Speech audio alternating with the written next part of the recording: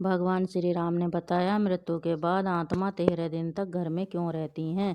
एक बार की बात है, प्रभु श्री राम और माता सीता चित्रकूट धाम में विश्राम कर रहे थे। शांत पवित्र वातावरण में दोनों विश्राम कर रहे थे। तभी माता सीता के मन में एक अत्यंत जिज्ञासु प्रश्न उदित हुआ। माता सीता ने पूछा, श्री राम से पूछ बैठी, नाथ मैं क्या आपसे एक प्रश्न पूछ सकती हूँ। भगवान श्री राम ने मुस्कुराते हुए कहा, देवी आपके मन में जो भी प्रश्न हो निसंकोच पूछ सकती हो। माता सीता ने कहा, प्रभु मैं जानना चाहती हूँ कि जब किसी प्राणी की मृत्यु हो जाती है तो ऐसा क्यों होता है कि उसकी आत्मा 13 दिनों तक अपने घर और इस संसार में बनी रहती है। क्या यह सत्य है? यदि हाँ तो ऐसा क्यों होता है?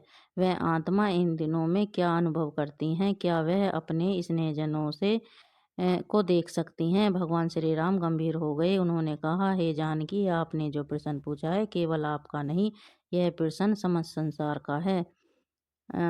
संसार को मार्गदर्शन देने वाला है। इस संसार को विषय जानना सभी के लिए आवश्यक है, क्योंकि जीवन और मृत्यु के रहस्य से अनगिनत रहना अज्ञान के अंधकार में भटकने जैसा है। मैं इस रहस्य को आपसे अवश्य साझा करूंगा, लेकिन उससे पहले जो भी इस दिव्य संवाद को सुन रहा है उनसे मेरी प्रार्थना है कि इस ज्ञान को केवल अपने तक सीमित न रखें, इसे अपने परिवार और मित्रों के साथ साझा करें ताकि सबका कल्याण हो, सबको जीवन और मृत्यु के रहस्य की सही जानकारी मिल सके। कहा जाता है कि 24 घंटे बाद आत्मा अपने घर वापस आती है, अपने परिवार, अपने प्रियजनों और उन स्थानों को देखने जहां उसने अपना संपूर्ण जीवन व्यतीत किया है। लेकिन क्यों? क्या उसने अपनी मृत्यु का आभास होता है? क्या वह अपने परिवार के दुख और विलाप को महसूस कर सकती है? और मृत्यु के बाद आत्मा को अपने कर्मों के फल कैसे प्राप्त होते हैं? यह रहस्य स्वयं मृत्यु के देवता यमराज ने एक बार देवऋषि नारद को बताया था। यमलोक के अधिपति यमराज ने बताया कि आत्मा का यह सफर केवल शारीरिक मृत्यु को अंत नहीं, बल्कि एक नए प्रारंभ की ओर बढ़ने की प्रक्रिया होती है। इस वीडियो में हम आपको वही कथा सुनाने जा रहे हैं जो स्वयं यमराज ने नारद जी को सुनाई थी। यह कहानी आपको मृत्यु के बारे में, बाद आत्मा के अनुभव और उसके वास्तविक सत्य को समझने में मदद करेगी। एक बार मृत्यु के देवता यमराज यमपुरी में अपने सिंहासन पर विराजमान थे। चारों ओर दिव्य प्रकाश फैला हुआ था। यमलोक के दूत अपने कार्यों में व्यस्त थे। तभी वहां देवऋषि नारद का आगमन हुआ। उनके हाथ में दिव्य वीणा थे और मुखमंडल पर तेज झलक रहा था। उन्होंने यमराज को प्रणाम किया। यमराज ने मुस्कुराते हुए कहा, उनका स्वागत किया और बोले, देवऋषि, आज आपके आगमन का क्या कारण है? मुझे प्रसन्नता है कि आप यमलोक पधारे। कहिए कैसे आना हुआ? नारद मुनि ने विनम्रता से उत्तर दिया, धन्यवाद प्रभु, मैं पृथ्वी लोक का भ्रमण कर रहा था और वहां मैंने एक चित्र दृश्य देखा जिसने मेरे मन को कई प्रश्न उत्पन्न कर दिए हैं। यमराज जिज्ञासा दृष्टि से नारद जी को देखने लगे और बोले, कौन से प्रश्न देवऋषि? कृपा बताइए, आपकी जिज्ञासा अवश्य शांत करूंगा। नारद जी बोले, धर्मराज, जब मैं पृथ्वी लोक पर था तो मैंने देखा कि एक वृद्ध पुरुष की मृत्यु हो गई। उसके परिवारजन और रिश्तेदार शोक में डूबे हुए थे। वे विलाप कर रहे थे और कुछ तो विभिन्न उपाय कर रहे थे ताकि उनकी आत्मा पुनः लौट आए। इस दृश्य को देखकर मेरे मन में गहरे प्रश्न उठे हैं।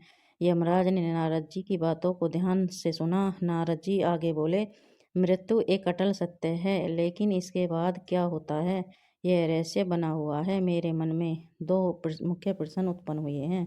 पहला यह है, क्या वास्तव में मृत्यु के 24 घंटे बाद आत्मा अपने घर लौटती है? दूसरा यह, मृत्यु के बाद आत्मा का जो 13 दिनों का सफर बताया जाता है, क्या वह सच है या यह केवल सुनी सुनाई बातें हैं? नारद जी की जिज्ञासा अत्यंत महत्वपूर्ण थी। यमराज कुछ क्षण मौन रहे और फिर उन्होंने गहरी सांस लेते हुए कहा, देवऋषि, यह एक गंभीर प्रश्न है और इसका उत्तर प्रत्येक मनुष्य को आवश्यक जानना चाहिए। मैं तुम्हें इस रहस्य की पूरी कथा सुनाता हूँ, जिसे समझने से हर जीव मृत्यु के वास्तविक रूप को जान सकेगा। यमराज कहानी शुरू करते हैं। बहुत समय पहले की बात है। एक गांव का एक युवा जिसका नाम आलोक था, बचपन से धार्मिक प्रवृत्ति का था। वह प्रतिदिन तुलसी में जल चढ़ाता, सुबह शाम पूजा पाठ करता और सदा ईश्वर का स्मरण करता। उसके परिवार में उसके पिता, पत्नी और छोटा बच्चा। माँ का देहांत हो चुका था कई वर्षों पहले और अब उसके पिता भी लंबे समय से बीमार चल रहे थे। समय बीतता गया और एक दिन उसके पिता भी इस संसार को छोड़कर चले गए। यह घटना आलोक के लिए असहनीय थी। उसने अपने पिता की विधि पूर्वक अंतिम संस्कार किया। उसके मन में अनेकों प्रश्न उमड़े। मृत्यु के बाद आत्मा का क्या होता है? क्या आत्मा वास्तव में घर लौटती है? यदि हाँ, तो क्या इन प्रश्नों के उत्तर खोजने के लिए वह आध्यात्मिक यात्रा पर निकल गया। कई गांवों में जंगलों से होते हुए वह एक आश्रम पहुंचा, जहां एक तेजस्वी संत ध्यान मगन थे। आलोक ने उनके चरणों में गिरकर मुझे पूछा, गुरुदेव, मृत्यु के बाद आत्मा का क्या होता है? क्या यह सच है? मृत्यु के 24 घंटे बाद आत्मा अपने घर लौटती है। संत मुस्कुराए और बोले, बेटा, यदि तुम इस रहस्य को जानना चाहते हो, समझना चाहते हो, तो तुम्हें इस जंगल में और आगे बढ़ना होगा। वहां तुम्हारे सभी प्रश्नों का उत्तर मिलेगा। आलोक ने श्रद्धा से सिर झुकाया और कहा, गुरुदेव, यह यात्रा करने के लिए तैयार हूँ। कृपया मुझे मार्गदर्शन करिए। गुरुजी ने आशीर्वाद दिया और कहा, इस यात्रा में तुम्हें कई अद्भुत अनुभव होंगे। रास्ते में जो घटित होगा वही तुम्हें मृत्यु और आत्मा के रहस्यों को समझाने में सहायता करेगा। आलोक गुरुजी की आदेश अनुसार जंगल की ओर बढ़ चला। जैसे जैसे वह आगे बढ़ा, जंगल घना और रहस्यमय होता चला गया। चारों ओर अजीब अजीब आवाजें सुनाई पड़ने लगीं। कहीं उल्लू बोल रहा था तो कहीं पत्तों की सरसराहट हवा के थप्पड़ों से डरावनी प्रतीत हो रही थी। जंगल का यह भयंकर और डरावना रास्ता उसे डरा जरूर रहा था, लेकिन उसके मन में उठ रही जिज्ञासा कहीं अधिक बलवान थी, जो निडर होकर चलता गया।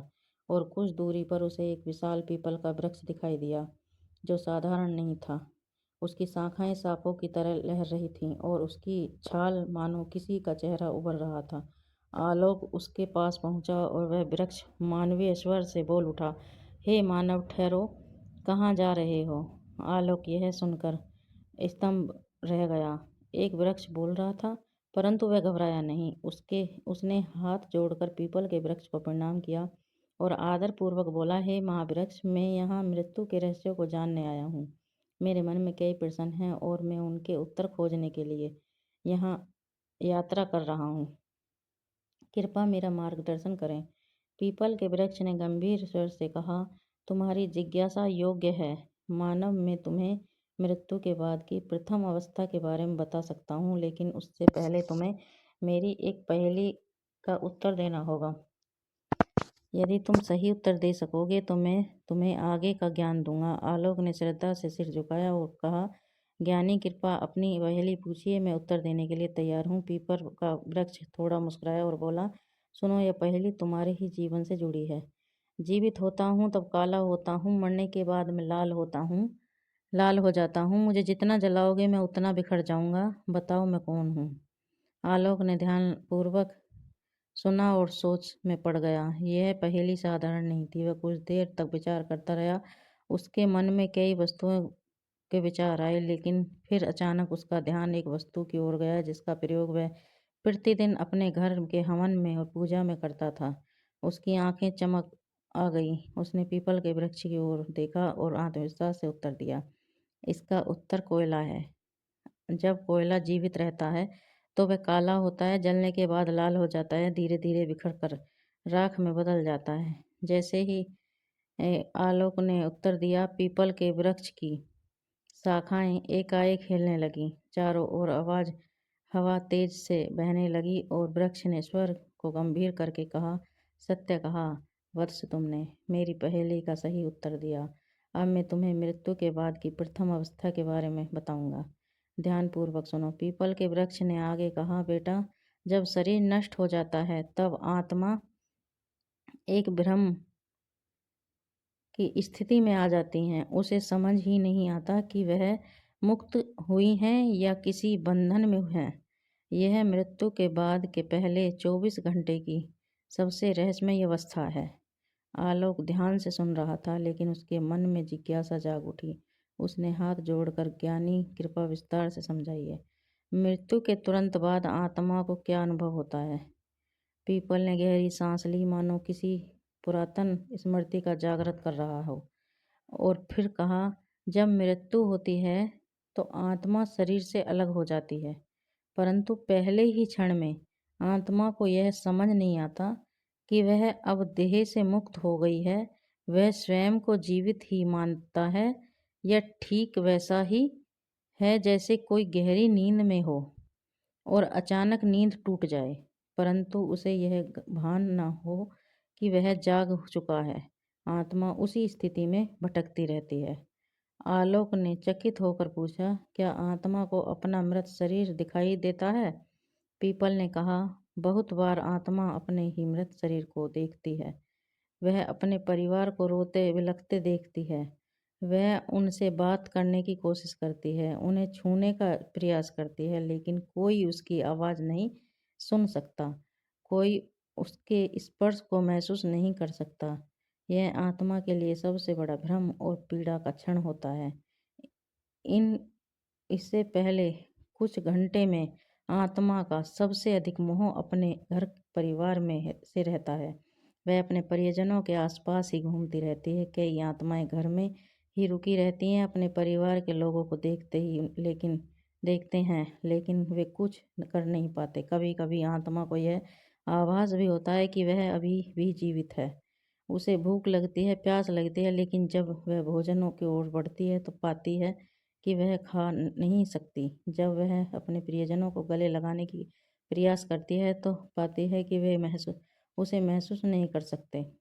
यह स्थिति आत्मा के लिए सबसे अधिक कष्टदायक होती है। आलोक की आंखों में विस्मय और करुणा दोनों छलक उठे। उसने पूछा, क्या आत्मा को अपने कर्मों का अभ्यास होने लगता है? पीपल का स्वर और गंभीर हो गया और उसने आगे कहा, हाँ, जैसे जैसे समय बीतता है आत्मा को धीरे धीरे अपने कर्मों का आभास होने लगता है।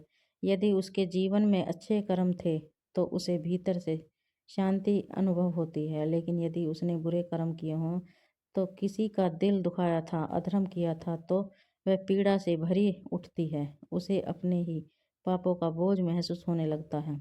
कई आत्माएं इतनी अशांत होती हैं कि वे घर के भीतर ही अटक जाती हैं घर के भीतर ही अटक जाती हैं और उनका शरीर जलाया जाता है, तब भी वे वहीं भटकती रहती हैं। इसीलिए शास्त्रों में कहा गया है कि मृत्यु के तुरंत बाद गीता का पाठ कराना जरूरी है। आत्मा के लिए प्रार्थना करनी चाहिए ताकि वह अपने मोह को त्याग कर आगे की यात्रा पर बढ़ सके। 24 घंटे के भीतर आत्मा को धीरे धीरे समझ आने लगता है कि वह अब इस संसार में नहीं रही, लेकिन तब तक उसका मोल इतना अधिक बढ़ जाता है कि वह अपने घर वापस लौटती है। यही कारण है कि हिंदू धर्म में मृत्यु के अगले दिन घर में विशेष पूजा की जाती है, आत्मा के लिए पिंडदान किया जाता है ताकि वह शांति से अपनी आगे की यात्रा पर जा सके। पीपल ने अपनी बात समाप्त की और कुछ क्षणों में के लिए मौन हो गया। आलोक पूरी तरह संबंध स्तंभ था। उसे अब समझ आ रहा था कि मृत्यु केवल एक अंत नहीं बल्कि एक नई यात्रा की शुरुआत होती है। उसने आदरपूर्वक पीपल को प्रणाम किया और कहा, ज्ञानी, अपने जो ज्ञान दिया वह मेरे लिए अमूल्य है। अब मैं जानना चाहता हूँ कि मृत्यु के बाद आत्मा की आगे की यात्रा कैसी होती है। कृपया मुझे आगे की मार्गदर्शन बताइए। पीपल ने मुस्कुराते हुए कहा, वत्स, यदि तुम सच में मृत्यु का रहस्य समझना चाहते हो तो तुम्हें और आगे जाना होगा। वहां तुम्हें और गहरी सत्य का ज्ञान होगा। आलोक ने सिर झुकाया और आलोक अपनी यात्रा को आगे बढ़ता है। जंगल गहरा होता जा रहा था। पक्षियों की आवाज़ धीरे धीरे कम होती जा रही थी और चारों ओर एक रहस्यमय शांति छा गई थी। तभी उसे एक विशाल काले रंग का कौवा दिखाई दिया और कौवा आम पक्षियों से कहीं बड़ा अद्भुत था। उसकी आंखें जलती हुई अंगारों जैसी प्रतीत हो रही थी और उसके पंखों से एक दिव्य आभा निकल रही थी। आलोक कौवे के पास गया और हाथ जोड़कर प्रणाम किया। कौवा अपनी भारी और गंभीर आवाज में बोला, वत्स, तुम कौन हो और इस गहरे जंगल में क्या कर रहे हो? आलोक ने सिर झुकाया, उत्तर दिया, हे दिव्य पक्षी, मैं मृत्यु के रहस्य को जानने के लिए इस यात्रा पर निकला हूँ। मैंने अब तक यह जाना कि मृत्यु के तुरंत बाद आत्मा भ्रमित रहती है, लेकिन मैं यह समझना चाहता हूँ कि 24 घंटे बाद आत्मा अपने घर क्यों लौटती है। सुगम ने गहरी सांस ली आलोक ने गहरी सांस ली और कहा, मैं तुम्हें यह उत्तर दूंगा, लेकिन पहले तुम्हें मेरी एक पहेली का उत्तर देना होगा। यदि तुम इसका सही उत्तर दे सके, तभी मैं तुम्हें मृत्यु का रहस्य बता दूंगा, जान दूंगा। आलोक ने उत्सुकता से सिर हिलाया। पूछे प्रभु। सुगम ने गंभीर स्वर से पूछा। मनुष्य संसार में हर कोई कुछ संजोता है, हर कोई किसी चीज से बंधा होता है। मुझे बताओ, मनुष्य के जीवन का सबसे बड़ा बंधन कौन सा है। आलोक ने कुछ क्षण के लिए सोच में पड़ गया। उसके मन में कई विचार आने लगे। धन, परिवार, इच्छा, शरीर, लेकिन कौन सा सबसे बड़ा है बंधन है। कुछ देर चिंतन करने के बाद उसने उत्तर दिया, मोह मनुष्य का सबसे बड़ा बंधन है। वह अपने परिवार, धन, शरीर और भावनाओं के मोह में बंधा रहता है। यही बंधन उसे जन्म जन्मांतर तक भटकाता है। सुगम मुस्कुराया और सिर हिलाया। तुमने बिल्कुल सही जवाब दिया है वत्स। अब मैं तुम्हें मृत्यु के 24 घंटे बाद का आत्मा के घर लौटने का रहस्य समझाऊंगा। सुगम ने आसमान की ओर देखा और गहरी आवाज़ में कहा, मृत्यु के बाद जब आत्मा शरीर छोड़ती हैं तो वह कुछ क्षणों तक मुक्त महसूस करती हैं, लेकिन जैसे जैसे जैसे समय बीतता है उसके भीतर एक हलचल शुरू हो जाती है। यह हलचल उसके मन के कारण होती है। आत्मा को अपने घर, अपने परिवार, अपने प्रियजनों की याद सताने लगती है। आलोक ध्यान से सुन रहा था। सुगम के आगे कहा, जब शरीर जलता है तो आत्मा वहाँ से अलग तो हो जाती है, लेकिन उसका मोह समाप्त नहीं होता। वह अपने प्रियजनों को रोते हुए देखती है, अपने घर के, अपने बच्चों को, अपनी पत्नी को अकेला महसूस करती है। उसे लगता है कि वह अभी भी उनके पास जा सकती है, उनके सांत्वना दे सकती है, लेकिन जैसे ही वह कोशिश करती है, उसे एहसास होता है कि कोई उसे देख नहीं सकता, कोई उसे सुन नहीं सकता। आलोक ने आश्चर्य से पूछा, तो क्या आत्मा दुखी होती है। सुगम गंभीर स्वर में बोला, आत्मा बहुत दुखी होती है। वह अपने प्रियजनों को पुकारती है, अपने बच्चों के सिर पर हाथ फेराती है, अपने घर में घूमती रहती है, लेकिन वह केवल एक छाया बनकर रह जाती है। यह उसकी सबसे बड़ी पीड़ा होती है। यही कारण है हिंदू धर्म में मृत्यु के बाद विशेष कर्मकांड किए जाते हैं। जब परिवार में जन्म होता है तो तब भी गीता पाठ करते हैं, दीप जलाते हैं और आत्मा की शांति के लिए पिंडदान करते हैं। तब आत्मा को धीरे धीरे संसार से मुक्ति मिलती है, हानि से सहायता मिलती है। आलोक की आंखें नम हो गईं। उसने धीमे स्वर में पूछा, तो क्या आत्मा हमेशा के लिए अपने घर में ही रहती हैं। सुगम ने उत्तर दिया, लेकिन जो आत्माएं अपने जीवन में बहुत अधिक मोह में बंधी रहती हैं, वे अधिक समय तक भटकती रहती हैं। वे अपने परिवार, अपनी इच्छाओं, अपने अधूरे कार्यों को लेकर परेशान रहती हैं। उन्हें यह स्वीकार करने में समय लगता है कि वह अब वे इस संसार का हिस्सा नहीं है। यही कारण है कि मृत्यु के बाद परिवार को आत्मा की शांति के लिए कर्मकांड करने चाहिए, ताकि आत्मा इस मोह मुक्त से हो सकें, अपनी आगे की यात्रा कर सकें। सुगम ने आलोक को देखा और कहा, अब तुम जान चुके हो कि आत्मा मृत्यु के 24 घंटे अपने घर क्यों लौटती हैं। यह मोह की आत्मा को खींचकर वापस ले आता है, लेकिन अब तुम्हें आगे की यात्रा करनी होगी।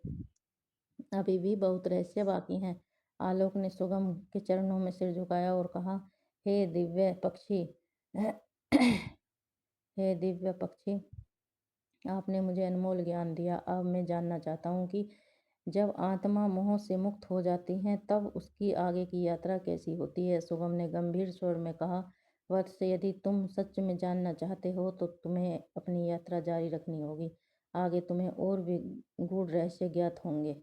जाओ और आगे बढ़ो। आलोक ने सिर झुकाया और अपनी यात्रा के तीसरे पड़ाव पर पहुंच गया।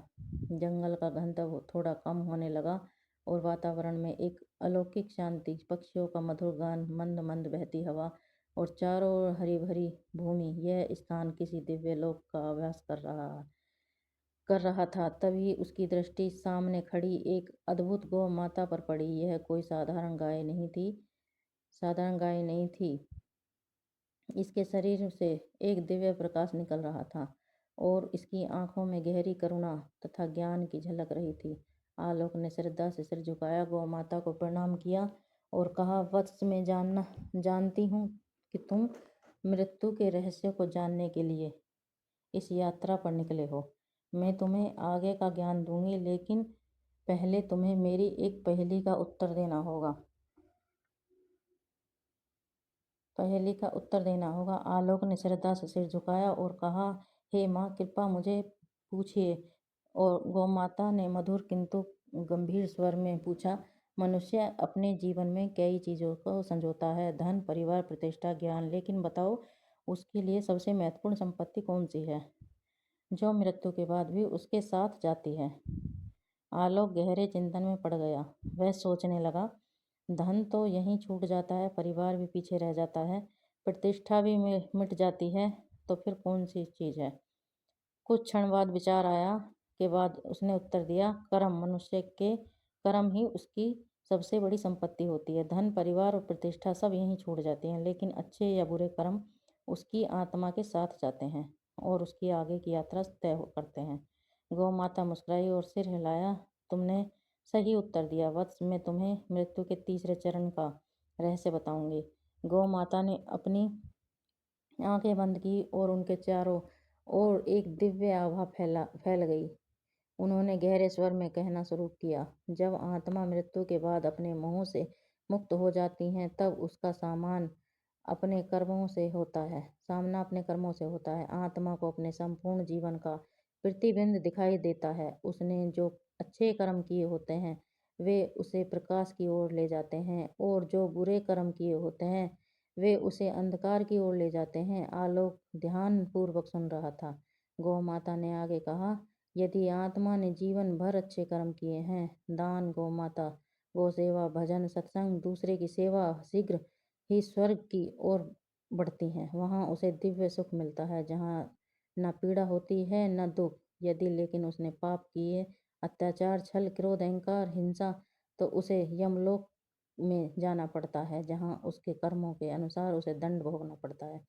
आलोक ने प्रश्न किया, हे माता, क्या मनुष्य अपने कर्मों को बदल सकता है? क्या मृत्यु के बाद उसका भाग्य तय हो जाता है? गौ माता ने गंभीर स्वर में उत्तर दिया, वत्स, मनुष्य जब तक जीवित है तब तक अपने कर्मों को सुधार सकता है। वह पुण्य कमा सकता है, धर्म के मार्ग पर चल सकता है और अपनी आत्मा को शुद्ध कर सकता है, लेकिन मृत्यु के बाद उसे वही भोगना पड़ता है जो उसने संचित किया है। इसीलिए हिंदू धर्म में गौ सेवा, दान, भजन, कीर्तन और सत्संग का बहुत बड़ा महत्व है। जब मनुष्य गौ माता की सेवा करता है तो वह अपने पापों का नाश करता है। गाय केवल एक पशु नहीं, यह स्वयं धर्म का प्रतीक है।